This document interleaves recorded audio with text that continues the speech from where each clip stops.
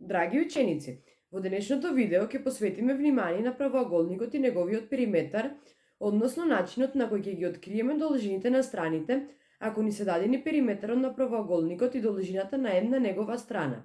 Погледнете како ќе го направиме тоа во продолжение. Правоаголникот е рамнинска фигура која што има 4 темиња, 4 прави агли и 4 страни.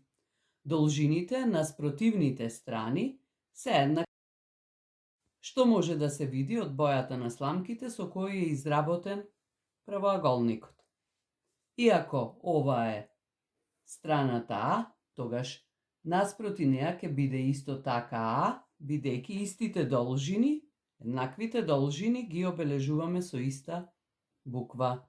Ако е ова страната Б, која е различна, односно пократка од страната А, тогаш страната наспроти неа ќе биде исто така Б, бидејќи е иста со должина. И за да го пресметаме периметарот на правоаголникот L, треба едноставно само да ги собереме страните на правоаголникот, за да ја добиеме неговата обиколка или периметарот. Ова скратено можеме да го запишеме на 2 места по А, плюс на 2 места по Б, или уште повеќе да скратиме ако А и Б ги ставиме во заграда, бидејќи имаме еднаш А плюс Б и уште еднаш А плюс Б. И ќе добиеме 2 пати по А плюс Б. Правилата за извлекување на бројот 2 пред заграда ќе ги оставиме за подоцнежните оделенија. Но што ако ни е даден периметарот и треба да откриеме една од должините на страните? За да го објасниме тоа, ќе се обидеме да најдеме начин кој е едноставен и кој лесно ќе можеме да го разбереме. Ќе започнеме со страната А. Ако знаеме дека периметарот е еднаков на 42 cm и уште знаеме дека страната А е еднаква на 15 cm, тогаш, за да ја најдеме страната Б, можеме да постапиме на следниот начин. Ако оваа страна А е 15 cm, тогаш и спротивната страна на неа, исто А, е 15 cm. Тогаш, ако ги тргнеме настрана овие две страни, ќе ни остане збирот на двете спротивни страни Б. Или ако од периметарот ги одземеме двете страни А, 2 пати по А, тогаш ќе ни останат двете страни по Б. А сега да замениме. L е 42 cm. Ако од периметарот 42 cm ги одземеме 2 пати по 15 cm, колку што е А,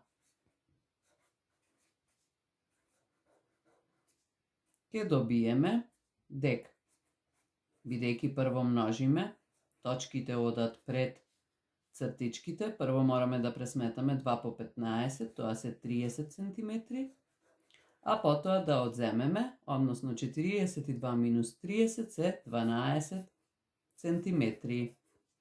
Меѓутоа, овие 12 cm се двете страни Б заедно. За да ја најдеме едната страна Б, треба 12 cm да го поделиме на 2. И така ќе ја добиеме Б 6 cm. Или ако знаеме дека периметарот на правоаголникот е еднаков на 42 cm, но овој пат знаеме дека страната Б е еднаква на 6 cm и се бара страната А, односно нејзината должина, тогаш тука ни е дадена само должината на едната Б страна. Ако ја тргнеме настрана, таа страна, а исто така и спротивната на неа, која е со иста должина, тогаш кај правоаголникот ќе ни останат двете страни чија должина не ја знаеме и за да ја пресметаме треба од должината на периметарот да ја одземеме должината на двете страни B, односно 2 по B, за да ја добиеме страната А, односно двете должини на страните А. Да ги замениме вредностите. L е 42 cm минус 2 пати по B, која е 6 cm,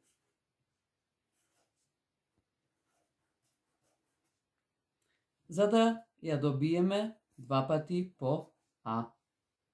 Да пресметаме. Прво одат точките пред цртичките, затоа 42 го препишуваме. 2 по 6 е 12 cm, што е еднакво на 30 cm. 30 cm е должината на двете А страни. За да ја добиеме едната А, оваа должина од 30 cm треба да ја поделиме на половина, односно ќе добиеме дека А е 15 cm.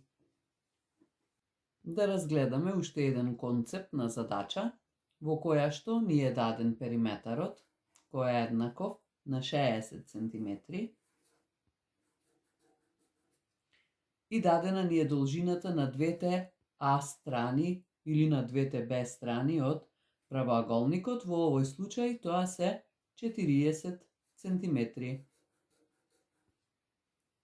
А во задачата се бара колку е должината на страната А и колку е должината на страната Б. Начинот на пресметување е истиот што го објаснивме претходно. Ако ни се дадени двете А должини и ако двете А должини ги одземеме од должината на периметарот, ќе ни останат двете должини Б. А сега да ги замениме вредностите. L е 60 cm, наместо L запишуваме 60 cm. 2А е 40 cm, односно 2 по А е 40, тука веќе ни е пресметано за должината на двете страни, што едноставно само внесуваме дека е 40 cm.